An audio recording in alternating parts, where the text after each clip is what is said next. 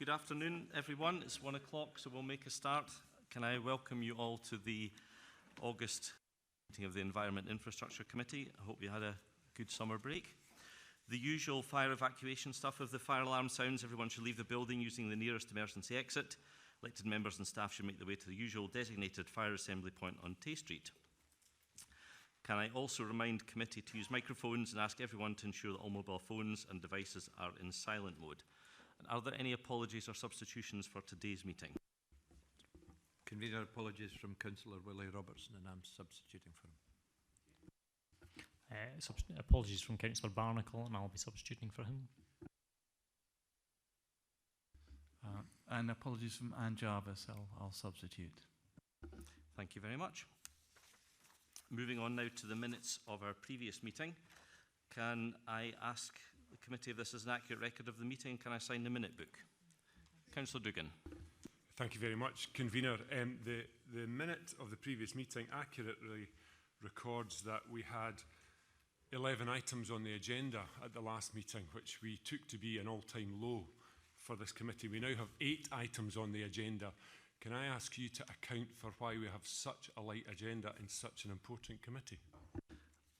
What I'd asked the committee to do was to approve if that was an accurate record of the meeting, and I'm not prepared to get into debate about what's on or not on the agenda. So my question remains, was that an accurate record of the meeting? If we can't discuss that with the convener of the committee, then who can we discuss it with? You can come and discuss it with me anytime you like, Councillor Duggan, but just not right at this point in time. Is it an accurate reflection of the meeting that we had last time?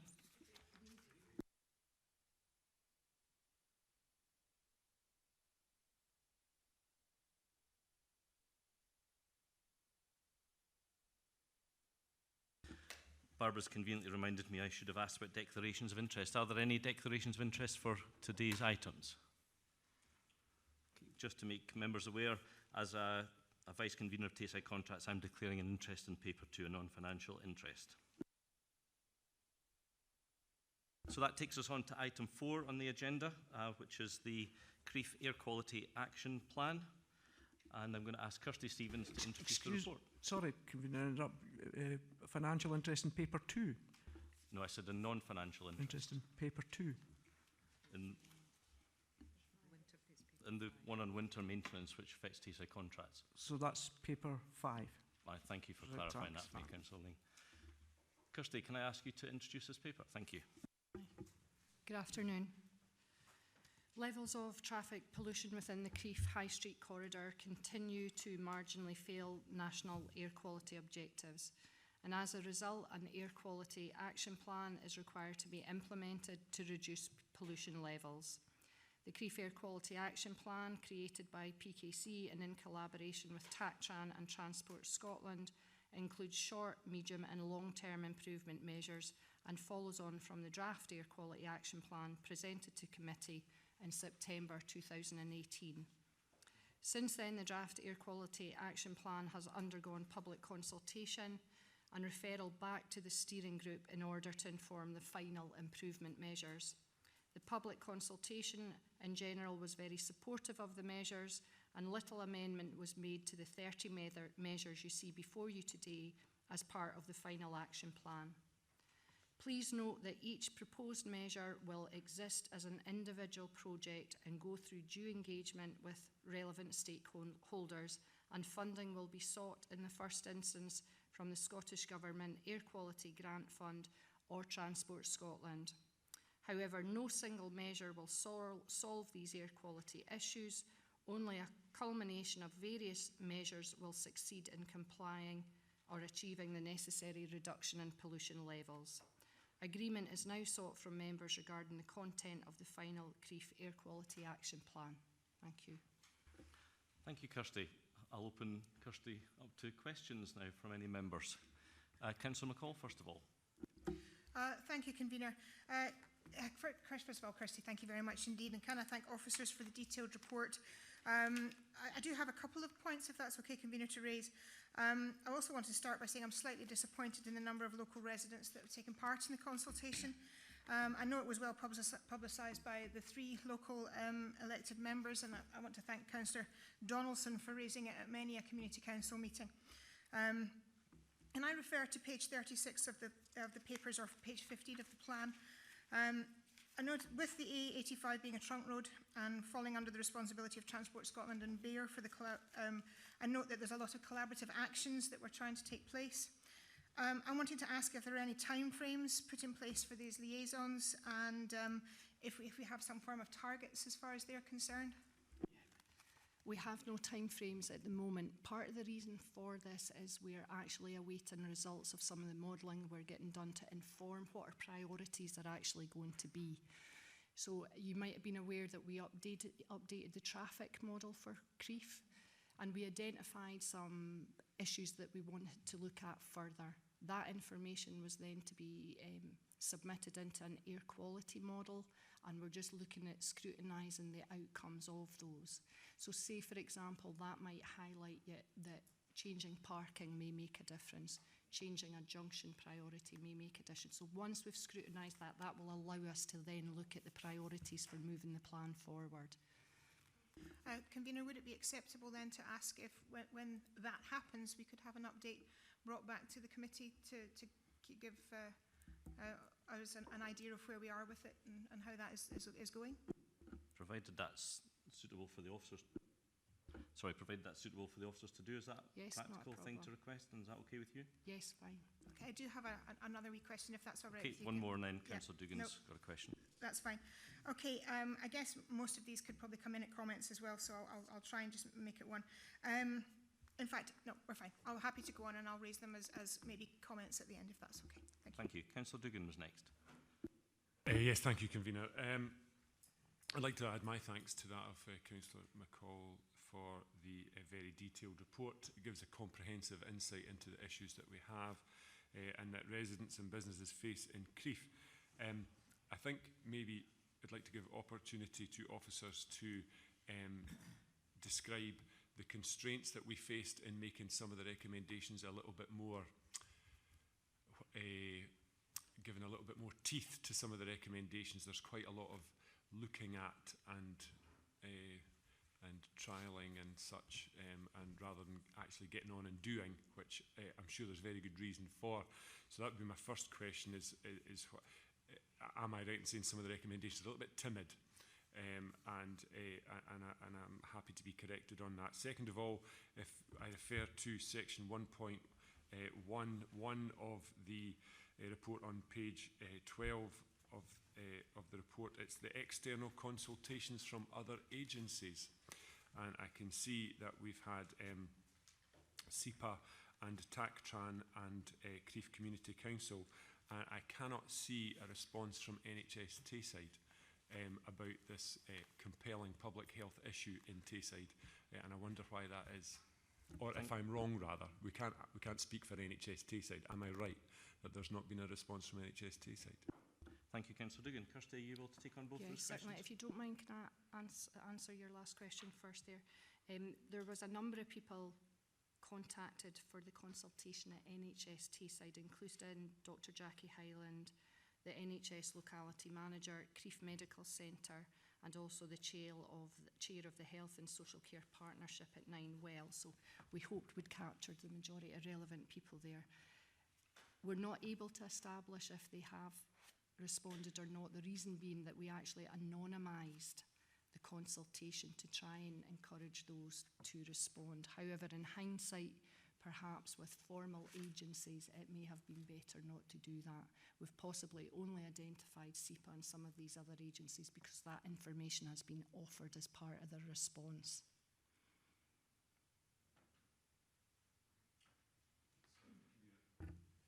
So they were submitted anonymously. From NHS, but not from SEPA or TACTRAN?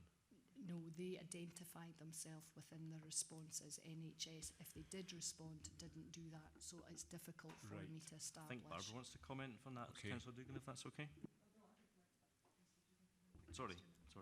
I think it's really important. I accept the anomaly that may exist, but we need to establish, Convener, and I was going to ask you to do this, we need to establish if they have responded. And if they haven't, we need to compel them to respond, because this is one of the most significant public health issues in Perth and Kinross, and therefore in Tayside. and the Public Health Directorate of NHS Tayside, if they're not concerned with that, we should challenge them as to why they're not concerned with that. I agree with you 100%, Councillor Dugan. I wonder if we could we approach NHS Tayside Yes. specifically and ask them to respond to this? We can. Okay. Yep. Are you happy with that, Councillor Dugan? Yes, thank you. Thank you. And there was the And your first first question. question, Yes, Kirsty, if that's certainly. okay. In terms of the recommendations, I think sometimes they're written quite broadly because it's hard to determine, just as I discussed with Councillor McCall, how some of these issues will be taken forward. So it's generally a broad approach to, we're going to look at parking or we're going to look at junction priorities, etc. And then once we establish what we actually need to do, and I would hope that we would have short life working groups for each of these types of projects to identify exactly how we move some of those topics on. Are there any more questions for Kirsty on this? Okay. Sorry, Councillor Donaldson. Thank you. Thank you. I'm going to make one or two observations afterwards, but can I just say myself as a local ward councillor, I was disappointed. I've been asking about this almost since the day I was elected about this plan, and I've been persistent on it. I'm disappointed the local response is only 66, I think, responded. I would just make, before I come on to my two key questions, I'd just make the comment that that was no fault of either Kirsty Stephen or her team, because they made every effort to consult with local people in January and February this year, and that was quite apparent. First of all, and it's not clear on this report, but on page 5, it's on section D, on the three main measurements, on nitrogen dioxide, on larger particulates, and also in the smaller particulates, where the Scottish Government take a much more stringent approach than applies at a UK level. Can I ask, and I know there's stuff in Appendix 4 and one or two other bits, but what is the general position at the moment? That I think it's important to know on that. Mm-hmm. The general position at the moment is that we're only getting the odd exceedance. We don't constantly have exceedances and problems with pollution in Crieff. We're only having exceedances occasionally in relation to nitrogen dioxide. Not so much in relation to particulates, and we're not exceeding in PM 2.5s at the moment. So my hope would be that with some of the measures we propose to implement, along with cleaner vehicles coming online, that within the next 3 to 4 years, we should be looking at compliance and having a trend of compliance. Right. I think the other question I do want to ask, because there's an issue, and it's following on also from what Councillors McCall and Dugan have been saying, but on the range of measures, and it is quite a complex report, there's heaven knows how many measures, there's a number that are desirable and good, like car clubs, carpool sharing schemes, but out of the ones that are put here, in terms of priority, what do you think the three key measures are? I think the three key measures will relate to reviewing the parking situation in the high street. Yeah. Especially due to the fact that we know that existing car parks out with the air quality management area are underutilised. Mm-hmm. I think we'll be looking at that junction priority at Comrie Street. And I think we'll also be looking at probably the location of pedestrian crossings. Right, so the pedestrian crossings is a real issue. You think that Yes. there's One of the main things, potential because we can't necessarily take traffic away, Yeah. we've got to look at maintaining the flow. So anything that's slowing down the flow, we need to consider, and all of those three things relate to that.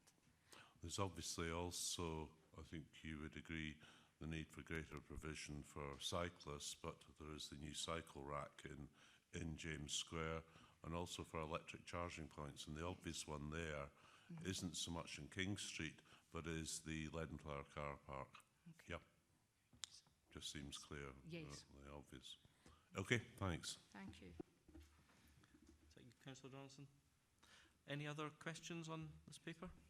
Oh, sorry, Councillor Lane. Thanks, Convener. At 1.2 it states that it's just slight exceedance that we have in Crieff, and I know that we want to get it down not just to passing but even lower than that, obviously. And I know that we have to produce a plan, and the plan has 30 measures. If we concentrate on the 3 that seem to be within our gift as a council, the top 3 that you just related to us, if we concentrate on these 3 and push on with them, adding in the downward trend that is apparent, and then the improvement in vehicle emissions, do you think that the other ones might be more involved? If we just push ahead with these 3, we could actually achieve something quicker? I think we probably could, but I think some of those measures are fairly expensive as well. I think we need to bear in mind all the benefits and all the downsides, I think, to some of these measures too. I think the people of Crieff, etc., would think that the expense to the health of somebody in achieving better outcomes for them would be, depending on, I don't know what the costs are, would be worth moving to get to achieve this sooner, because we could be accused of having a plan with 30 measures while hoping that the improvement in vehicle efficiency actually achieves it when we don't do anything. Yeah, and sorry, I didn't mean to detract from these measures. I just meant that we would sit down and we would look at all the implications of these measures, and it might simply be that three other cumulative measures might also meet our needs instead of one that's maybe perhaps more costly. So there's got to be a judgment call made on the measures, which are going to be most effective and feasible. If you could continue, just ask. Just one. It's more about a time frame, because some of these we didn't get a lot of consultation already, and if we're going out to consultation again, I'm not an expert, but I heard you have, you said parking and the positioning of the crossings, etc. I would have thought that would be things that we could affect possibly without a massive expense. Yes, certainly. Something like parking, the main thing I think there is making sure that we do get engagement with the local community on the parking side of things. We do have a good consultation, and we're able to get air quality modelling results that suggest whatever we plan to do will have a positive effect. And I'm sure this will interest everybody. Convener, if you let me do we have breakdown to the amount of when the hotspots of the day Absolutely, are, so we can do that? And yes. do you know when these are? It's peak times. It is just as you would expect. It's mainly peak times. And does that involve children and people using the crossings as well? Yes, the usage of the And crossings. school buses? That's all included in the traffic model. We've got all that information, yes. Thanks. I apologise, Councillor Parrott. I thought you had your hand up, but I believe you didn't. Councillor Simpson, were you indicating a question there? No? Okay, I'm too anxious for people to ask questions. Right, in the absence of any more questions, I shall move through this report. The Crieff Air Quality Action Plan, it's a living document and is open to change if new evidence suggests there is a need for an amendment. At a minimum, the plan will be reviewed every 5 years. The action plan and associated measures will be required until national air quality objectives have been met for at least 3 consecutive years, at which point Crieff's air quality management area can be revoked. As you've heard from Ms Stevens, a lot of work has gone into the development of this action plan, including extensive consultation, efforts organised by PKC officers, and I'd like to thank them for their help on that matter. I'd also like to draw attention to the article that Councillor Lane raised with me in the Courier on Monday, where the headline seemed to be that only 7 written comments had been submitted, when in fact below the surface there was a little bit more to it than that. So given that we've talked already today about consultation and how difficult it is to get people to consult with us, perhaps our friends over in the press gallery will suggest to their readers that they should engage a little bit more with the council. Do I have a seconder? Thank you, Councillor McCall. Thank you, Convener. I'm happy to second the report. I'm glad to see the body of work that's been produced towards tackling this issue, and again, I put my thanks to officers. It's imperative that all bodies work together to expedite this process. There's an opportunity to benefit the town of Crieff at the same time as improving the air quality, and I really do look forward to the stages when action is actually taken. So I'm more than happy to second this. Thank you. Thank you, Councillor McCall. Are there any comments on the paper? Councillor Parrott, followed by Councillor Donaldson. Thank you very much, Convener. I'm very heartened by what I see in this report, particularly the fact that newer and cleaner vehicles are creating a trend line where emissions are reducing anyway. That, as has been said, doesn't allow us to take an easy ride and not take actions.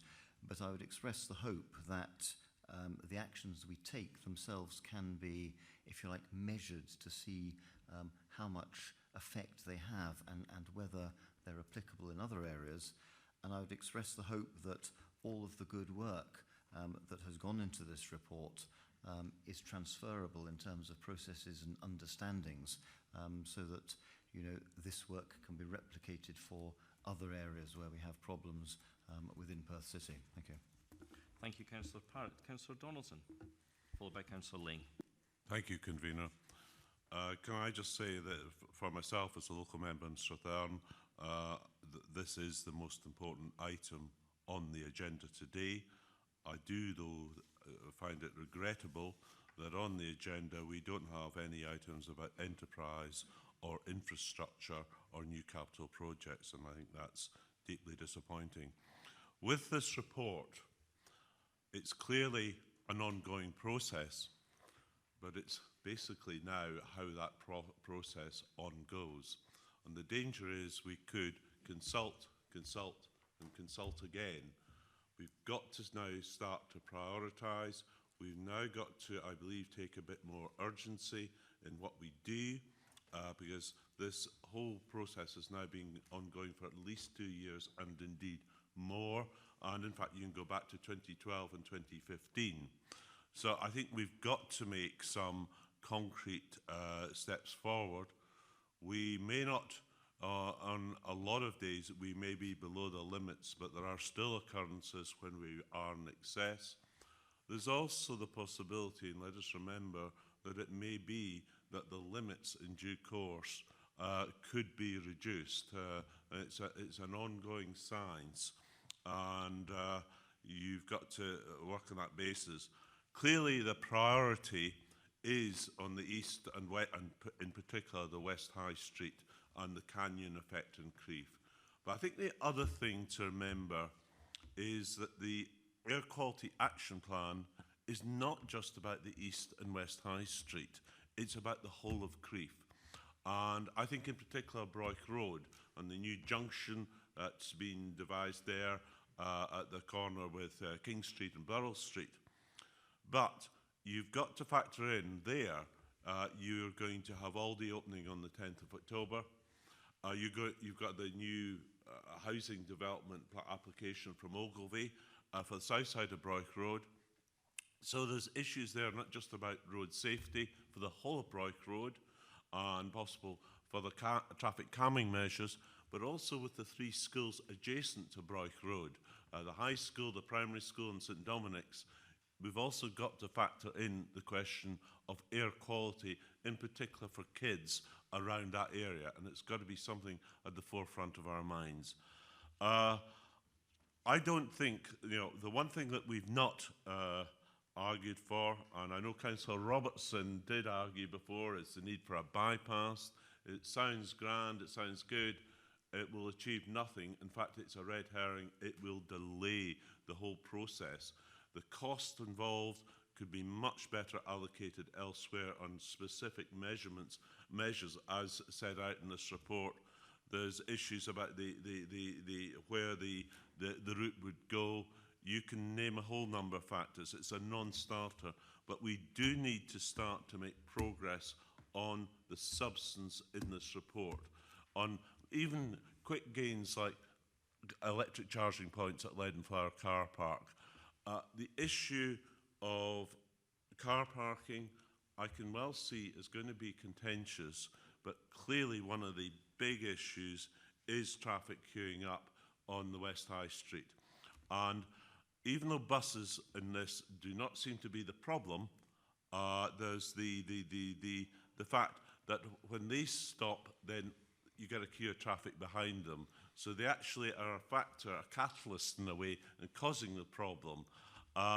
So that's got to be looked into. But as I say, we do need more urgency going forward. That certainly has to involve the 3 ward councillors, but I think it will have to come back to this committee as well, because it is a very serious issue. Thank you. Thank you, Councillor Donaldson. Next up was Councillor Ling, followed by Councillor McCall. Thanks, Convener. I'd like to just mirror what's been said a couple of times before on earlier in the committee, that this committee used to be a major driving force, and it was a strategic committee, and with a light agenda this time and before, it now seems to be becoming an administrative committee, rather a caretaker committee rather than a strategic committee. That said, this is the most important paper on the agenda, very important for Crieff, but hopefully everybody in Perth and Kinross should take an interest in it. I thank the officers for putting a heck of a lot of work into it and coming up with all these measures. I do feel that we should stick to the 3 measures that we can achieve ourselves without going out of consultation, and the 3 that Kirsty, you yourself said would have the most effect combined with the reduction in vehicle emissions. I was wondering if the convener would agree to bring back an update maybe in a year to see what we've implemented and what the effect of these implementations have been, because the last thing we want to do is discuss this through such an important thing and then it goes off into the ether and we don't know how we're progressing. So I'll ask the convener if maybe should ask a question, but as a comment, I'm sure he'd be happy to come back and hopefully things will be moving well and it'll be a feather in his cap. Thank you, Councillor Ling. I'm more than happy, because I think we discussed this just earlier on when Councillor McCall asked if we could have an update in about 6 months, and Kirsty agreed that would be the case, so it will most definitely be coming back to this committee, and hopefully sooner than the year that you request. So would I get 2 feathers in my cap for that? Only if it's coming down. Thank you. Councillor McCall. Thank you, Convener. Just a couple of points, because I am reiterating some of that's already been said. Most of the car movements are short journeys. They really are within the town. And I really would like to hope that there is a way for us to incorporate some kind of active travel initiatives to the plan as well. Just to minimise the amount of people actually utilising cars, it would be a nice thing to see. In addition, life has to go on in Crieff, and the shops on the high street have deliveries. There are no bays and there's no suitable stopping places to facilitate this. It invariably causes congestion, especially when it's coupled with inconsiderate parking. So I'm heartened to see that the proposals on the traffic management are in partnership with Scottish Government bodies, and along with everybody else, I encourage all bodies to work on these issues smoothly and quickly so that we can move towards action rather than further discussion. Thank you. Thank you, Councillor McCall. When you started talking about active travel, I thought you'd been sitting too close to Councillor Simpson for just a minute there. Are we happy to agree? Occupational hazard. Are we happy to agree this report? Thank you very much. Okay, we now move on to paper 5. Before I ask Stuart Dale to introduce the paper, before someone else points out on pages 97 and 98 of the report, it reads December 25th, 2018 and 1st of January 2019. And I'm sure you spotted it. That should read December 25th, 2019 and the 1st of January 2020. So I just wanted to clarify that before someone corrected me, but I don't know if anybody did spot it. So with these words, I invite Stuart to introduce this report. Thank you, Vice Convener. This is a report we bring to committee annually to outline the variety arrangements for winter service on public roads across Perth and Kinross Council. Around 910 kilometres, or 37% of the council's network length, is designated as having a high priority for winter service and is treated as required 7 days per week. Most other routes are treated between 8 AM and 3 PM as resources permit. We also treat 70% of our footway network as a Category 1. Last winter was milder than average, with temperatures around 2 degrees above the seasonal norm. Levels of winter treatments were consequently down on average, but most notably there were only 7 days of snow ploughing. And we measure a snow ploughing day as when we're treating half the network for snow, not individual roads. This 7 days of snow ploughing compares to the average number of days over the last 5 years of 33 days. So you can see it's a significantly reduced commitment we had last winter. We're also able to take full advantage of our forecasting service, which is split into 4 separate geographic domains, and we were able to part treat the network on 31 occasions, which is a third more than normal. We normally have to treat the entire network, but because of the milder weather and the geographical forecasting, we were able to reduce the number of full treatments we did. Just over 12,000 tonnes of salt was spread last winter, in comparison the average of 21,800 tonnes. And that has meant our replenishing the salt stock has been quicker this season, and we're now sitting with the full 23,000 tonnes in our salt barns and storage areas. Notwithstanding last winter being mild, it's always prudent to review and evaluate the arrangements for dealing with winter, as we never know what the next one will bring. This winter period will run from 7th October 2019 until 5th April 2020, and apologies for the errors in the table, with a phased approach into full cover. In Perth and Kinross Council, we've historically had a longer lead-in and lead-out period than many other councils, where we operate with a reduced driver availability. As a result, we frequently have to seek volunteers the week before and the week after the main period of winter has ended to treat additional areas of the network. For this coming winter, an additional full week of cover has been added either end of the main period of cover, as this planned approach will ensure we have a dedicated resource available and we won't need to rely on volunteers who throughout winter are on standby 2 weeks out of every 3, so it is difficult to get them to volunteer out with these periods. Last winter, 2 additional night shift gritting routes were introduced, but they weren't seriously tested. These were in Aberfeldy and a second one out of Perth. It is, however, intended that we continue with these night shifts, as previous night shifts we introduced were very, very valuable, and we feel these will add value in a more typical winter. There are now 6 night shift routes overall, and they treat 490 kilometres of the network during the night, during the main standby period. The priority designation for roads and footpaths remains largely unchanged from previous years, with the exception of the footpaths in and around the new school at Bertha Park. Treatment routes are being revised to include pedestrian routes to and from the school. Grit bins are provided for use on public roads, not on private property or paths, and we endeavour to keep these full. However, with over 1,300 in place, apologies, it is a challenge to do so. Council officers do not inspect these bins to monitor grit levels, and if a grit bin needs to be refilled, we ask members of the public to report this via the Council's website using my PKC service. I'm happy to take any questions.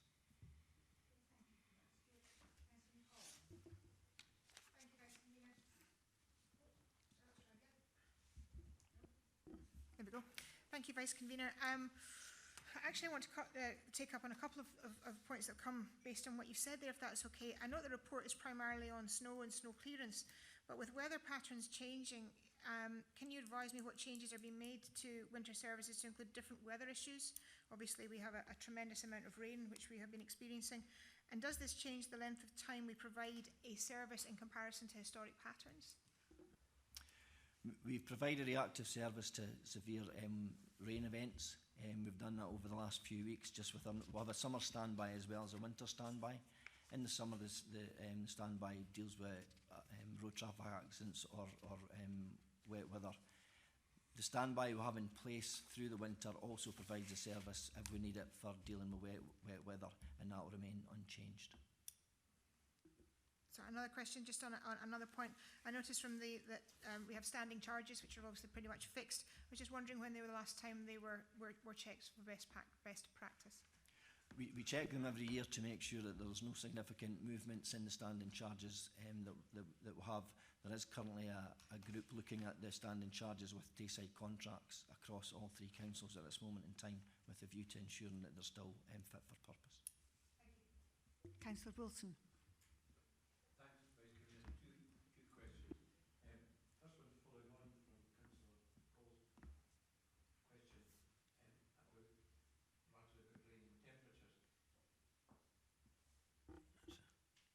Thank you. Often the most difficult period for gritting is not when it's kind of cold and dry, but when it's wet and cold. and rain comes down as sleet or rain shortly after you've just gritted the areas. That's happening more often now, I think, anecdotally at least, and it's quite a challenge. How do resources react to that situation? Because sometimes if you grit a road and it's dry, Vice Convener, it'll stay with a coat of salt on it for a number of hours. If it all goes down the drain 2 hours after you've gritted it, then you've presumably got to go around again and do it to keep up the standards that we've set out in this paper. So I've got two questions. That's the first one, and I know it's a how long's a bit of string question, but it's certainly a challenge that we have to meet. Thank you, Councillor Wilson. The weather forecasts we get are more specific and more detailed than the one you'll get on the BBC. We also have weather radars, so if there's a forecast of rain coming in, we can look at the weather radar and see when the rain's going to clear our area before we send the crews out to treat the network. We also do have to manage the drivers' working hours to make sure they comply with legal requirements. So we do have a tight window to do it in, but we can defer a pre-grit up to 5, 6 o'clock at night rather than going out at 3 in the afternoon to ensure that we treat the road at the most appropriate time for doing so. There will be occasions where we do treat in the rain. If the rain's not going to clear until 9, 10 o'clock at night, it's often better to try and get something down on the road in the hope that some of it will stay. So we will treat in the rain, but we try to attempt not to. Thank you. Second question relates to page 83 and 2.20, the grit bin issue, and I see we're at saturation point for the number and servicing them. Have we got sufficient spares or spare parts to renew them if they fall to bits? Yes, we keep a stock in Rutherford Field, and if they're damaged or need repaired, we can replace them. Thank you. Ones will be damaged. The ones that are damaged will be replaced. There are not bins for new sites. I think that make that point clear. Thanks, Vice Convener. I'm well used to looking around the ward to try and find a redundant bin that could maybe more usefully be used. Yeah. Thank you, Vice Convener. Several questions. The first one is an observation about last year we reported to the committee it was the third worst winter over the last 13 years, and we've gone from that to the third lowest cost winter this year, so okay, in this year's report.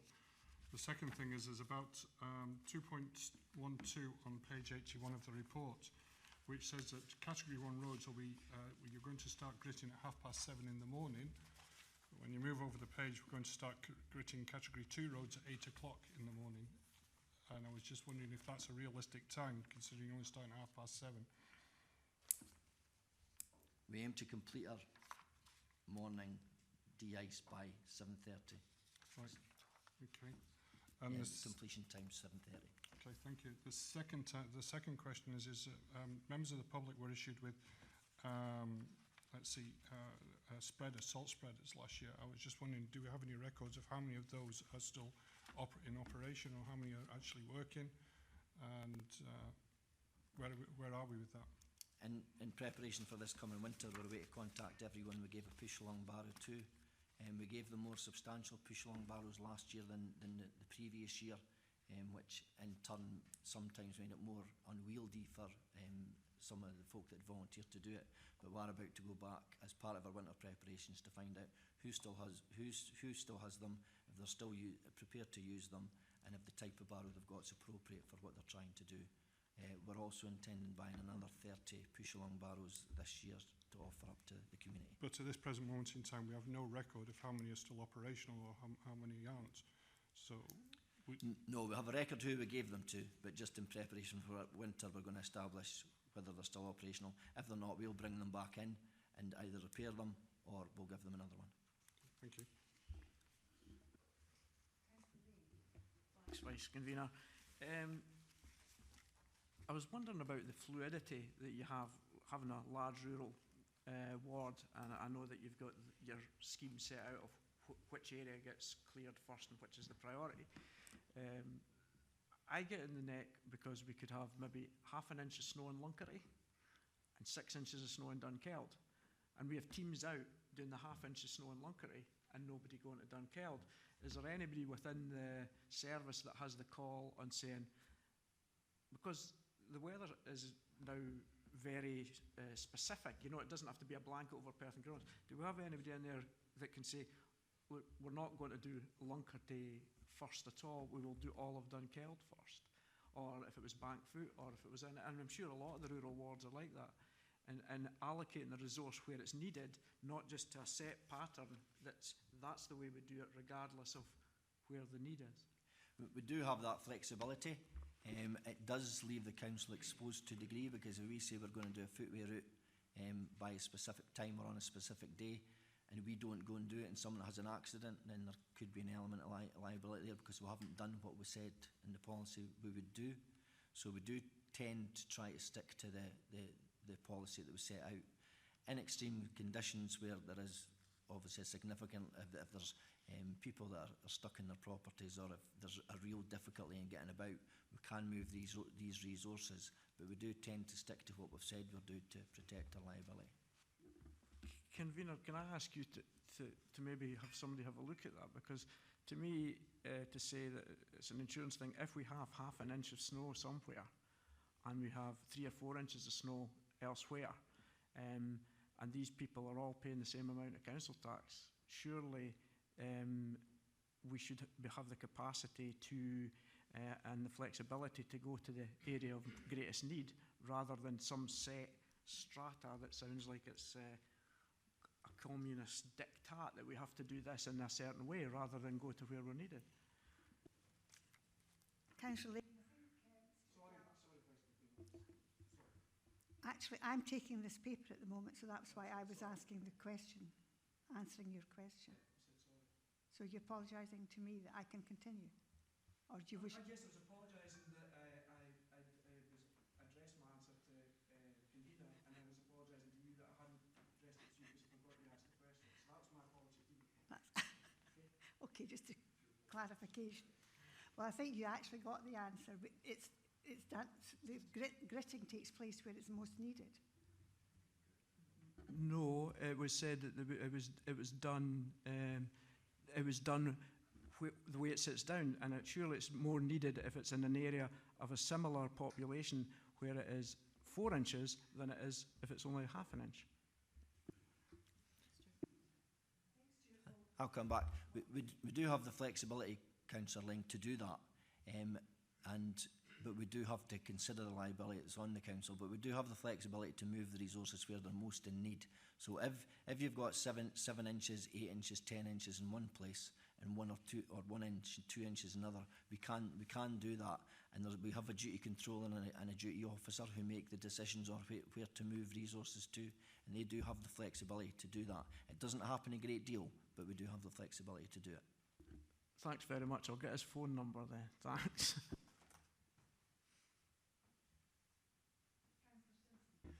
Thank you, Vice Convener. I had thought generally that most people thought the level of service is very good in the winter, but maybe not. But I wonder if I could ask Stuart, do we have any comparative figures with other authorities, particularly ones with the geographical spread that we have, to see how we compare with them both in cost and in the service provided, and perhaps even in any adverse comments received? Is that information available?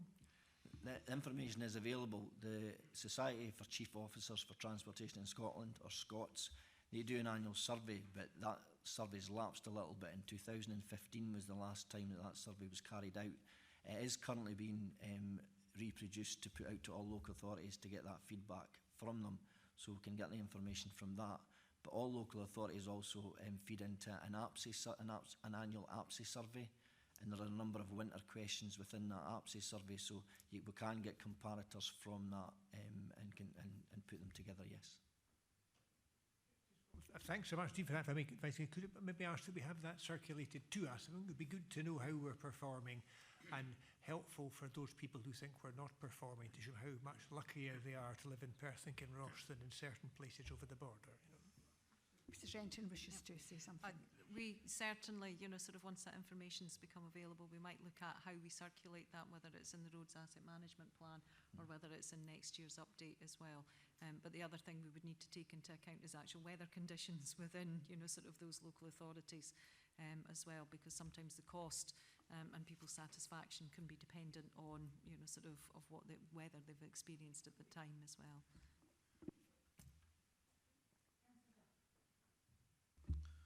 Thank you, Vice Convener. My comment is in relation to 222 on page 83.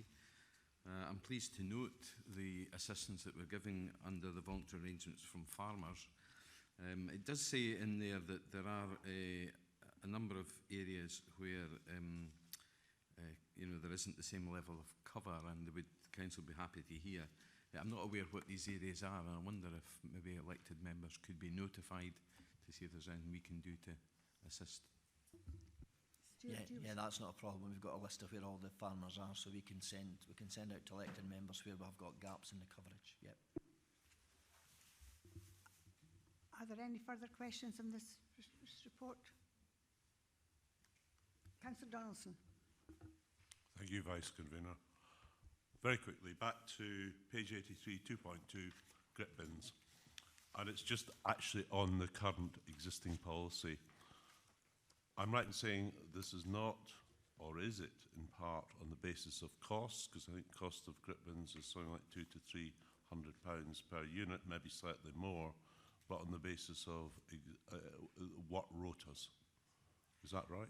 Yeah, the actual cost of the grip bin is minimal compared to the resource required to keep it filled. So we no longer have the resource across the council area to keep these grip bins filled, and a resource that's containable within the winter maintenance budget. We can, in extreme weather, bring in external assistance to help fill these grip bins, but it's not something we could routinely do if we keep increasing the numbers. So it is a keeping filled issue as opposed to a providing them issue. So just to clarify on this, at present the existing policy is if a new grip bin, a new location is put in, it's got to replace one at an existing location. But the problem with that is if you take a grip bin away from a particular area, you meet with howls of outrage and people get very upset. But would you say that if a clear and compelling case was made for a grip bin at a specific location that's not covered just now, you would consider it? We would consider it, but we've got to consider it in the backdrop of our ability to keep it filled. Okay, thanks.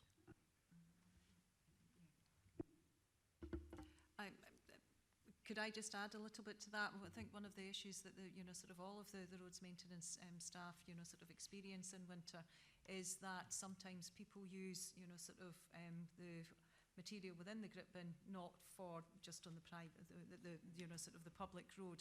And one of the things we'd be asking, sort of your support in, sort of in this is to encourage your residents and your constituents to understand that, sort of it is there to keep roads safe and not necessarily for personal use as well. And that'll be forming part of our winter message yet again. So your, sort of support in that would be really beneficial. Councillor Lane. Thanks, Vice Convener. It's just following on the discussion. It was just, if we don't put bins out, what with, for instance, Bertha Park, it's on a bit of a hill, there's a lot of houses being built there. Would we put a new grip bin in to new areas of housing, or would it have to come from another area? Are they exempt from the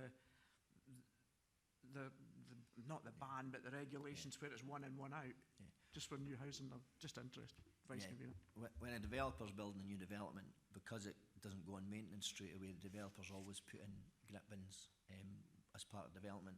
The problem we very often get is the litter the place with grip bins, and when we then take them over, we've got a significantly increased number to maintain. It does give us an opportunity to sometimes take them away and put them somewhere else that's more beneficial, but it's a tricky thing to do. Yeah, but the reason that we're not putting them out is because we can't service them. Yeah.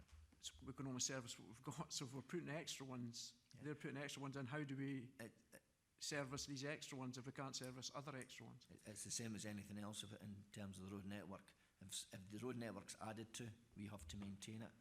If a road network's added to it and there's additional grip bins put in, we've got to maintain them as well. So it's not really an option we've got not to service these grip bins, something which we've got to take on board. So we will be adding to them just because we've got an additional road network, but we will build that in. What we're saying is that, you know, sort of in normal circumstances, if it's not linked to a new development, then we wouldn't be putting additional ones in. We would simply be looking at moving them. Are we all quite happy with all the answers you've been given? Maybe you're not happy with the answers you've been given, but that's the answers you have been given. So if there are no further questions, I'm happy to move this report. This report recommends the level of service proposed for the gritting and snow clearing of roads and footpaths across Perth and Kinross during the forthcoming winter. As it happens every year, officers have reviewed the activity undertaken and brought forward further improvements. In this year, a significant change will be that the winter maintenance period will run from the 7th of October, which is not too far away, until the 5th of April, with a phased approach to full cover to provide an enhanced service. Stakeholders' feedback has highlighted that communities have a desire to help themselves, and it's hoped that we can continue to build on support from interested and able local individuals willing to treat sections of footpath that the council cannot ordinarily treat. As it's been said, we have got an additional 20 push-along barrows which will be available for community use, bringing the total to 40. Our track record for winter service across Perth and Kinross is very strong, and it's down to a very dedicated team of staff and volunteers who go above and beyond every year to keep our roads and footpath networks as safe as possible. I'm happy to move the paper. Do I have a seconder? Councillor Duff. As convener, I'm happy to second this report on the level of service for gritting and snow clearing across our local authority. It also highlights the unpredictability of the weather that our officers have to be prepared for. Last winter's relatively mild temperatures were preceded by the beast from the east in 2017-18, and as a local authority we have to be prepared for either scenario. We also recognise that the policy will always be tested in extreme snow events. An extension of the winter period by a week at either end and the continuation of the 2 additional night shift gritting routes are to be welcomed, and I'm also pleased to note the further availability of the pavement gritters for use by residents. I'd like to place on record our gratitude to the many farmers who take part in the voluntary arrangements for snow clearing. Their assistance is greatly appreciated, especially in the rural communities. And finally, can I thank the officers for their work in putting this winter service level paper together. Happy to second. Thank you. Any comments? Councillor Lane. Thanks. The comment is, we'll be happy with the answers. I'll have to comment that I don't understand how we cannot service new grip bins, but we can service 20 more push-along spreaders, because obviously that we've got to take the grit to them, but we couldn't take it to 20 more grip bins. So that's just my comment. Noted. Councillor Parrott. Thank you, Vice Convener. We always treat winter formally in terms of having a plan. And indeed, climate change suggests that although things could get warmer, wetter and windier, they could get colder as well. However, I just wonder whether we've reached that point in history where actually we should more formally take account of what climate change can do, whether actually we need to take account through better planning or more formalised planning of the impact of heat, which has certainly affected the railways this summer, of the impact of windier weather, which can create more structural damage, and of wetter weather leading to more rainfall overall and more concentrated rainfall. And I just wonder whether, we always set aside budget for cold weather and we fund extra spending from reserves. My comment basically is, shouldn't we at this point in history be actually taking a more holistic approach? Thanks. Thank you. Can I just say, we've actually, I don't know why we call this winter maintenance, because we have, the roads are treated 365 days a year dealing with whatever the weather throws at the roads. So Yes, I think it is taken into consideration, but it's just today we're discussing the winter period. Thank you. Any other comments? Councillor Dugan. That's right. Pleased to meet you. I agree with you, Vice Convener. It's always struck me as a fairly incongruous term, winter maintenance. I think winter readiness would be better. But that's detail that's largely irrelevant.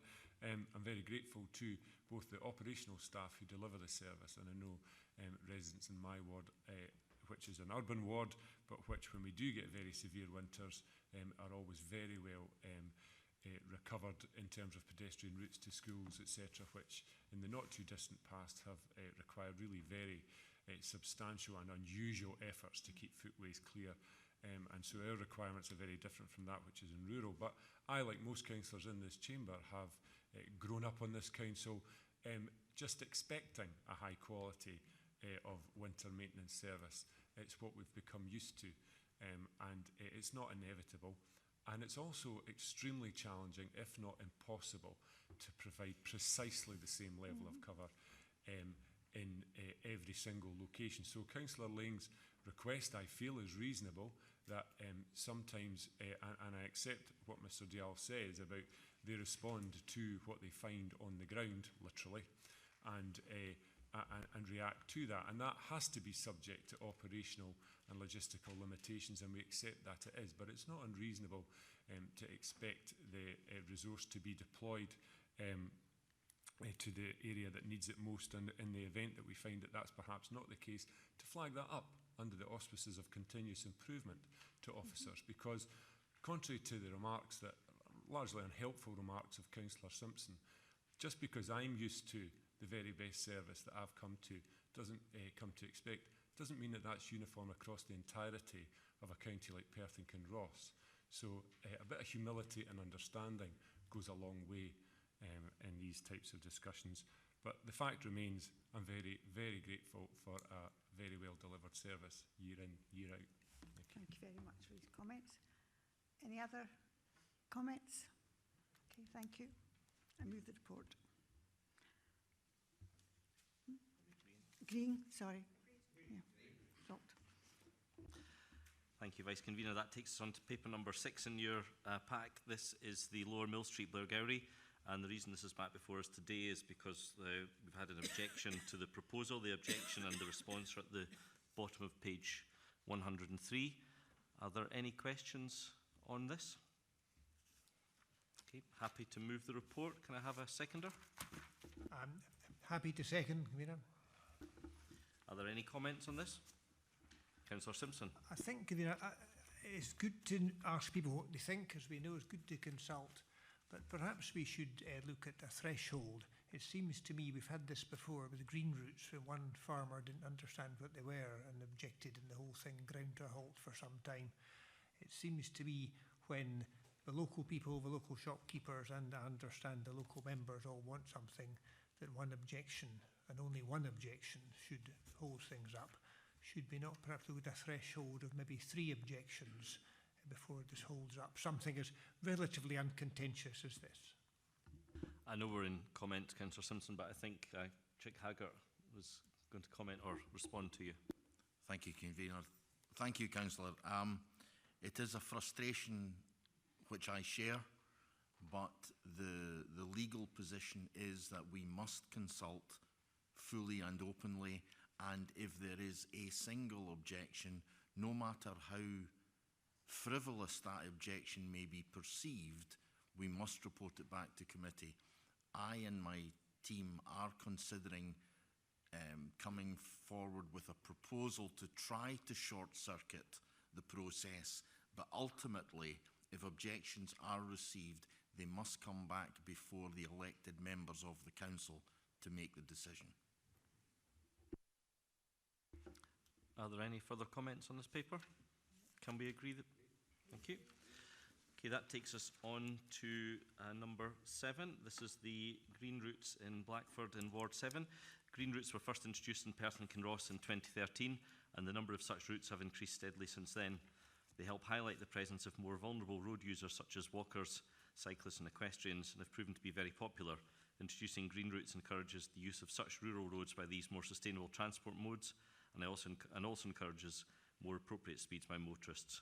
Do we have any questions on this paper? Councillor Reid.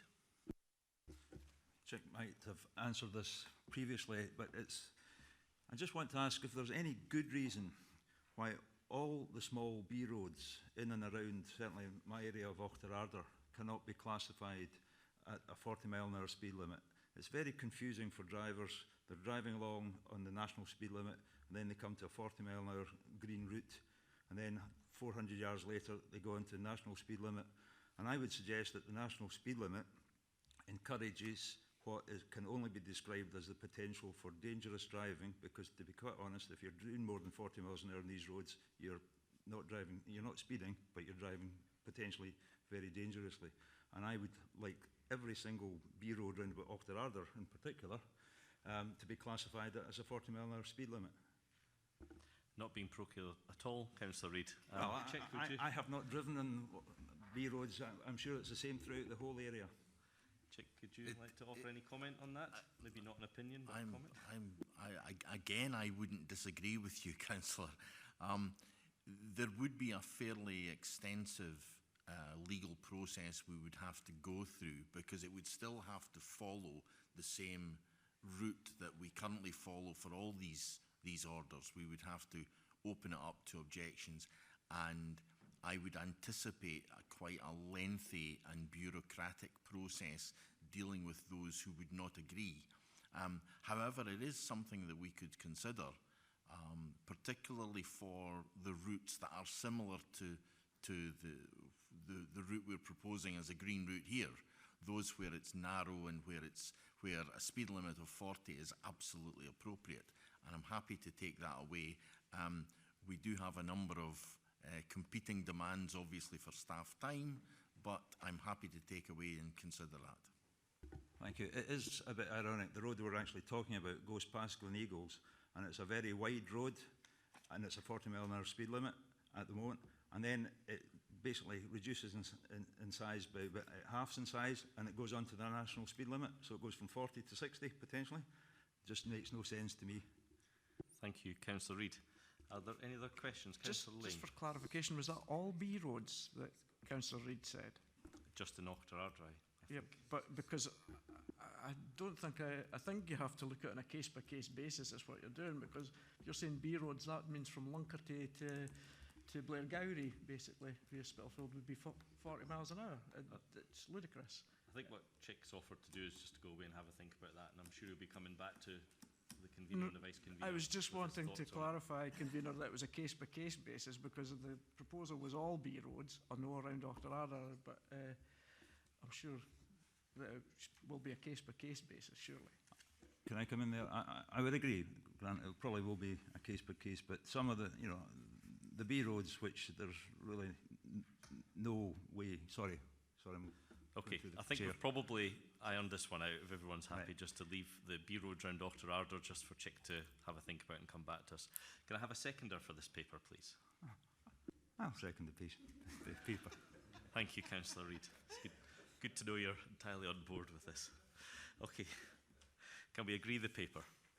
Thank you. That takes us on to paper number 8, variation to waiting restrictions. Are there any questions on paper number 8?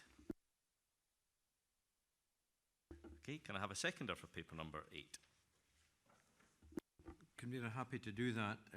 Since I think feature in para 1.2, I'm not named, but I'm certainly the elected member who was approached by residents in Darrenhall Drive, Park Place and Clyde Place because of their concern about just going out and in of these streets and into Darrenhall Drive, which is heavily trafficated and heavily used. And I think what's proposed in the appendix here will help the situation, and no local residents will be happy to have this work done, and happily those who raised it managed to get enough support to actually support it, and there were no objections, so we can go ahead with it. I assume you're happy to second. Happy to second. Okay, any comments on this particular paper? No, happy to agree the paper. Thank you very much everyone for your attention this afternoon.